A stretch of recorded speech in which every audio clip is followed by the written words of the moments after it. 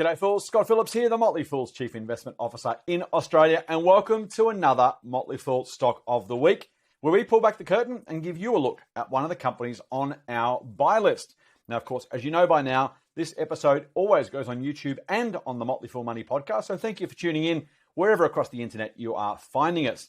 Now, if it isn't your first time, or if it is, I want to remind you of three quick things before I introduce today's guest.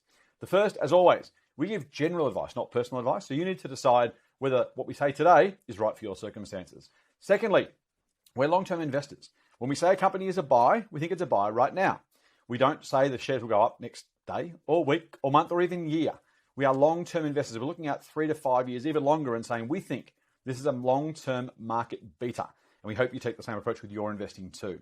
Lastly, this video is being recorded towards the beginning of February of 2022. If you're watching this or listening to this meaningfully later than that, of course, our views might have changed. We do try and keep them roughly stable, as you would expect, because we're long-term investors. If it's a good stock today, it's probably going to be a good stock tomorrow or next week or next year. But things change. Prices change, investment cases change, competition changes, all things can change. So bear in mind, if you're watching it meaningfully after February 2022, you can see what we thought back then. Hopefully get some thoughts about the company, learn a bit more, but don't assume, please, that it'll still be a buy recommendation when you're watching or listening to it. All right, that's out of the way. Let's get on to today's stock of the week. And before I mention what it is, let me welcome Drew Flowers. G'day, mate. How are you? Yeah, not too bad. Glad to be back after the break. Yes, thank you for rejoining us. Happy New Year, mate. It's a time to think about, well, new starts, maybe starting again, maybe making some changes in life. And if you're going to make a change to something in your house, maybe you can look at today's, how's this for a boring segue? Today's stock, which of course is Adairs, and the code is ADH on the ASX. Mate, it's been a, can I say tumultuous last month or so for Adairs? Yeah, so actually it's been sort of a little bit like this for a lot of the retailers, up and down over the past 24 months, sort of very sensitive to sort of people's expectations about reopening or closures or online sales or in-store sales, and the shares did take a bit of punishment with the trading update a couple of weeks ago. Nice. All right, let's wind it back a little bit. We mentioned Adairs. I mentioned the home furnishing thing, so I think people can assume it's that. But Adairs isn't just Adairs, at least not just the brand that we know and love. Tell us about Adairs, the business, if you would.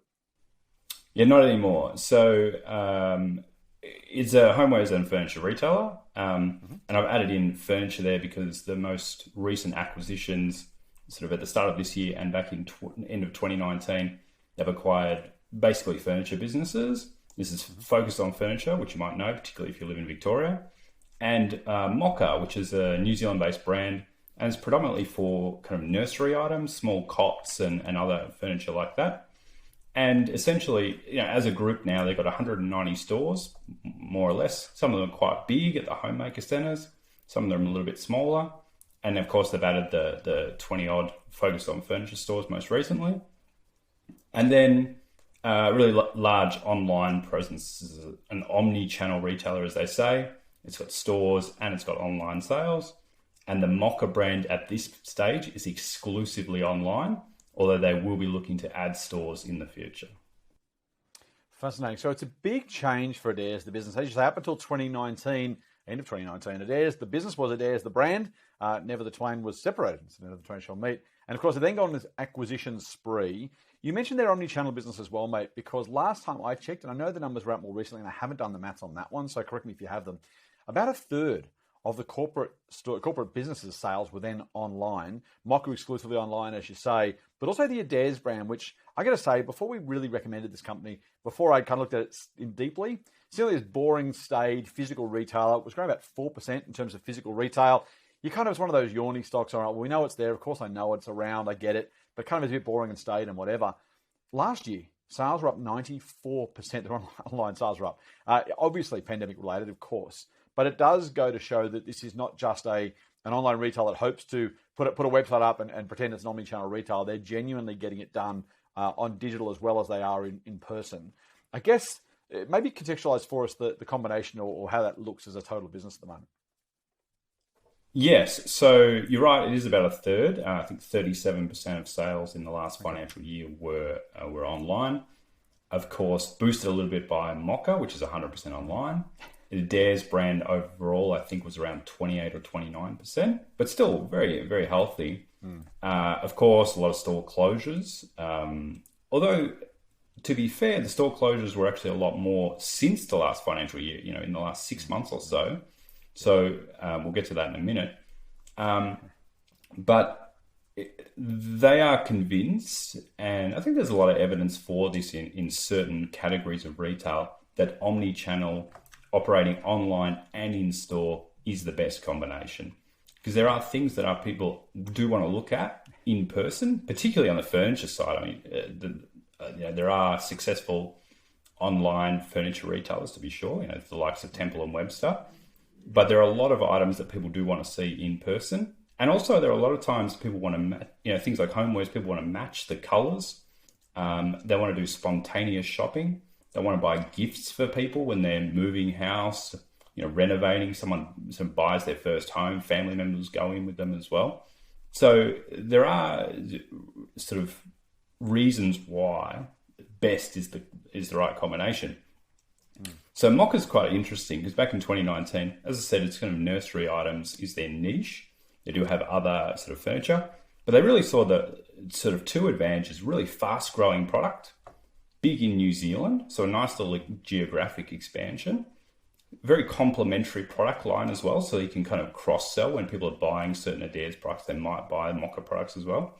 And they also saw the opportunity to kind of bring it to Australia, open some stores, not a lot of stores, but open a few stores and have that sort of complementary omni-channel presence again. And also, no disrespect in any way to the founders, because they did a fantastic job growing the Mocca business, but to bring the Adairs kind of clout in terms of operational professionalism, systems, distribution, marketing, all these kind of things that small founders generally don't have, but a large corporate organization does. It gives them the chance to kind of get fruits for their labor over the past several years and take a bit of money off the table. And Adairs gets the opportunity to continue growing the business and enhance the profitability. And it's been the same with Focus on Furniture recently. So again, it's that cross-sell opportunity, expand the store footprint, particularly in the Queensland and northern New South Wales areas. It's bigger in Victoria. And so it's buying a decent business at a very attractive price. When you're buying these private market businesses and they had a big cash balance, they're paying these low prices, and then they can expand and enhance the profitability over time. Nice, I like that, mate. And that's part of what we like about the Adairs story. But I'll get you to move on to that in more focus now. So obviously, great brand. I'm going to say I'm not a core Adairs shopper. You might be surprised to know, and our viewers might be surprised to know. But it turns out I don't shop at Adairs very often. But it was one of those businesses that does have a really great brand recognition. It's obviously growing nicer, or at least it was. We'll talk about the most recent announcements part of this. And of course, those bolt-on businesses. Is that in a nutshell the investment case for Adairs, or is there more besides? Yeah, I guess when we first looked at it, the three kind of things were the growing online presence, the bolt-on acquisitions actually weren't kind of part of our thesis. We were sort of wait and see on Mocca, and we didn't know what they were going to do with the cash balance, whether they were going to buy back shares, pay extra dividends, whatnot. So Focus, we kind of took it as it comes and evaluated it when they made the deal. Because they've obviously said, over time we're looking for deals. However, the prices are high, and over the past 18 months, it's difficult to judge the operating performance because they've fluctuated so dramatically. So we don't want to pay a price that turns out to be too high 2 or 3 years down the track. So we focused more on the growth in the online channel, the valuation, which I'll get to in a second point, but also the kind of, as you said, the brand recognition of the Adairs brand. They have more than 950,000 what they call linen lover members, and these are paid members. So you actually pay a certain amount, you become a member for 2 years, and it gets you invested. But the way we can really look at how impressive this is, yes, they pay, but also the growth rate of the past several years has been about 14.5% annually. So really strong growth. And they actually present in their sort of publications the correlation between growth in Linen Lovers members and sales growth, very highly correlated. And they give lots of other stats, of course. They spend more in store, which is likely. They're more frequent shoppers, and they account for about 80% of the sales each year. I think the average Linen Lover member shops about 4 times a year. Wow. Okay. Which is higher than I thought as well. And really, these are consistent. These are people who consistently go in and buy new towel sets, new pillows, throws, these kind of stuff, because they want to, change to a summer setting or a winter setting. They have lots of guests over. They might have an Airbnb property that they're refreshing. Right. And they really care about the aesthetics of their home, and they spend a lot of time at home. So it really is, nearly 1 million people. I mean, we've got 25 million in Australia. That's phenomenal. Sort of 8 million households too. So it's one in 8 households probably have a Linen Lovers card. Yeah, it's. I was absolutely shocked. And you look at sort of, and then the other sort of impressive thing is when they upsize the stores. So actually, my local town, they've recently done one of these upsizings. And so they make the store 10, 15% bigger. In this situation, they've taken over the adjacent property, and sales go up dramatically with a larger store, which I was quite sort of fascinated about. And they say it's the same when they have the ones in the homemaker centres. Those are extremely profitable relative to the smaller stores. And I guess part of that is because simply the product range, they can't hold all the stock in the smaller stores. And when they go to these bigger stores, hold more stock, so people make more opportunistic purchases and really look and say, oh, yes, I'll have that. Whereas if you go in, they don't have what you're looking for, you might go to a competitor, or you might just spend less money. So these upsizings really quite profitable, and, I know we're on YouTube here, but often funded by the landlords. Yeah, exactly. Which is always nice. Mate, so let's get to the valuation you mentioned, because it's remarkably inexpensive. You were mentioning whether they use the cash for buybacks or buy focus on furniture, and part of me is still sad that they didn't choose to do some buybacks at the current price, but that is water under the bridge. Tell me a bit anyway. They bought a relatively inexpensive business, so it's probably not a net loss. But tell me about the valuation that we find with Adairs at the moment. Yeah, absolutely. So, if you want to take a good look at the business, now's the time. So they put out, the results haven't come out yet, the official results haven't come out yet, so we don't have all the nitty-gritty details. But they put out a trading update and said what they think sales and normalised operating earnings, what they call EBIT, are going to be for the first half of FY22. And there's a fair bit going on there, but broad stroke sales are flat versus the prior period, in the first half in the prior year. Online sales, very strong. Store sales down, and a little bit of contribution from focus on furniture, not much.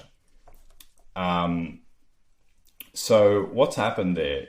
Margins are down a little bit, which is to be expected. They actually telegraphed that in the prior year's results. It said margins are incredibly strong, FY21.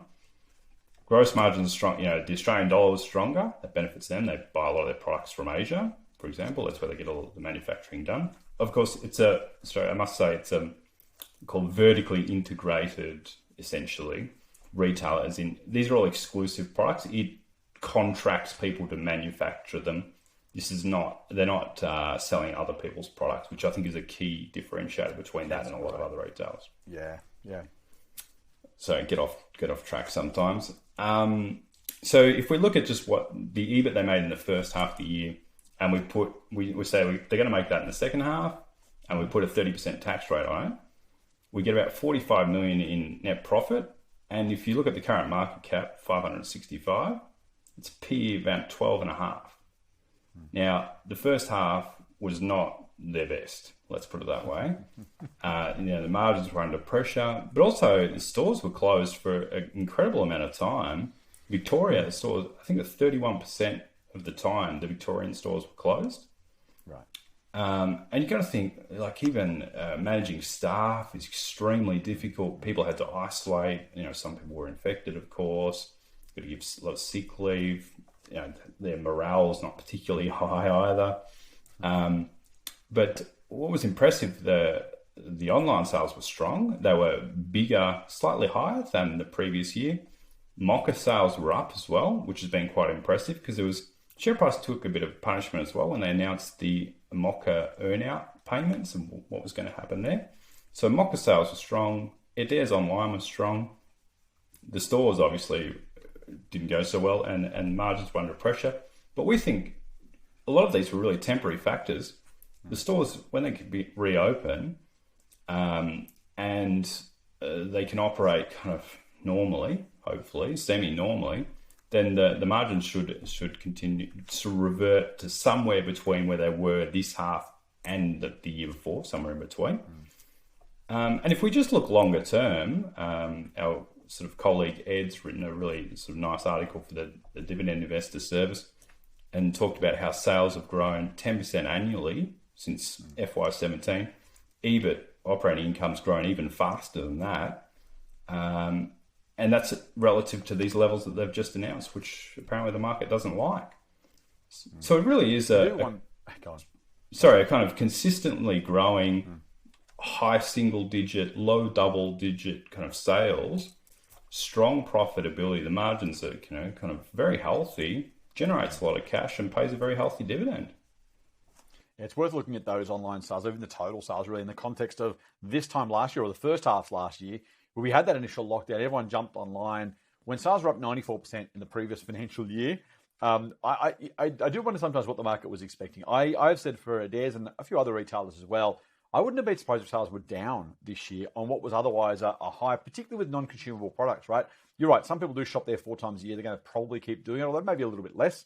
Others have said, hey, we're stuck at home. Let's buy that new rug, throw pillow, towels, sheets, whatever it is, such that they've probably pulled sales forward as well. I think in both of those contexts, to be able to grow moderately online, flat growth, total, was actually a pretty credible result, given all the stuff that was going on. And I think, as you say, if it's 12 times normalized current earnings, and then you assume that maybe some of that momentum returns in the second half or thereafter, it does put the opportunity, I think, in the upside category rather than the downside category. Anything can go wrong, of course, anything can happen, but it does seem like a business that had proven itself before the pandemic, during the pandemic, certainly in the beginning, and I said that at 94% growth in online sales, 27, you said, sales being online, something like that. It's a remarkable number. Let me ask you quickly too, Matt, before we get to the risks, it's kind of a quasi-risk, I suppose, but just your general thoughts on those omni-channel businesses. When do they, if they do, get to the point where they realize they have to start closing stores because 30, 35, 40, 45% of sales are online, and it starts to make those unit economics at store level unprofitable? Do you have a view on when that might be, and also how a business like Adairs might be impacted financially, share price-wise, by having to try and manage effectively a kind of closure program potentially of physical stores while still trying to grow their business overall? Yeah, I'm not as kind of negative on physical retail. It kind of depends on the product, I guess. And I think that the furniture is extremely well suited, but even the homewares to an extent, I think people like to buy it in person. I think that and the kind of locations matter as well.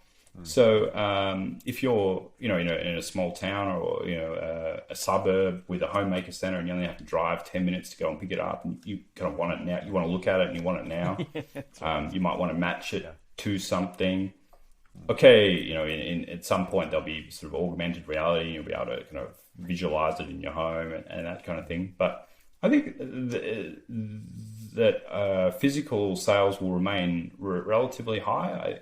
At some point online sales might be 40, 50% of Adairs business. Do they get to 70 or something? I'd be surprised.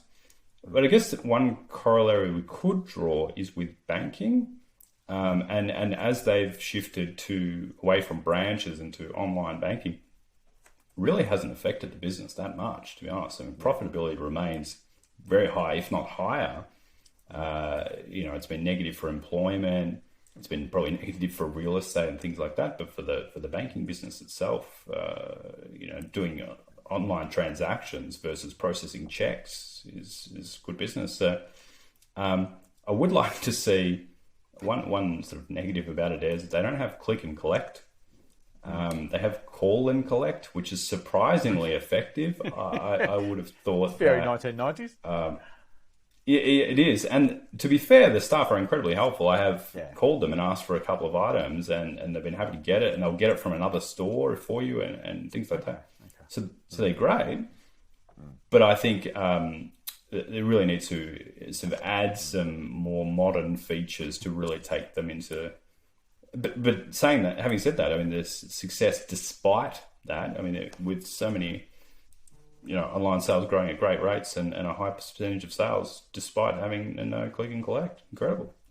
Yeah, not a problem to be solved just yet. Mate, we'll get into the risks in just a second. But first, if you are watching this on YouTube, thank you very much. Please do hit the subscribe button below this video.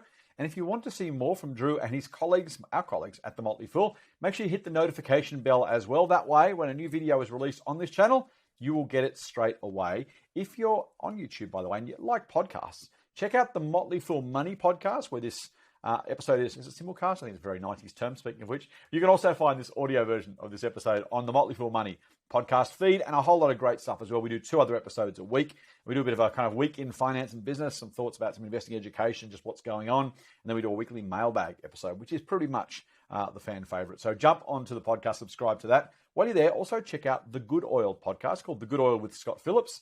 Apologies for the name check. The boffins, that listener said I had to use my name so that people could find that one rather than other podcasts that are already called the same thing. So I have to deal with that.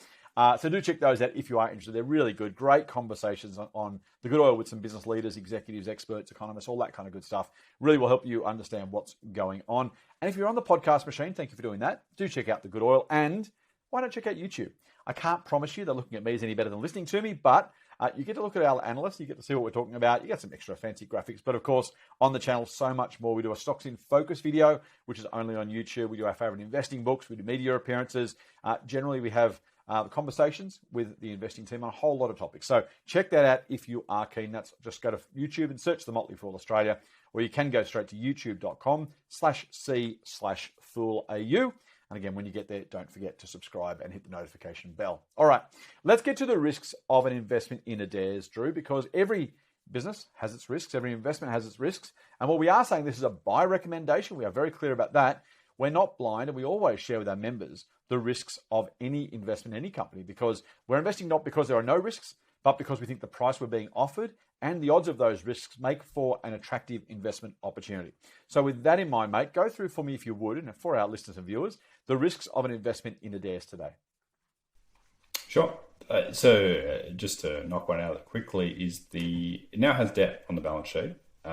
Previously, it had a net cash position, but it's just paid for a focus on furniture, and it paid the earn-out, what they call earn-out, for Mocka. So basically, Mocka has performed at or better than the expectations when they signed the initial contract, and so they had to pay some funds there. Those have come out, and it now has a net debt position, which it didn't previously have. So it adds some extra risks. There's really two risks to a retailer.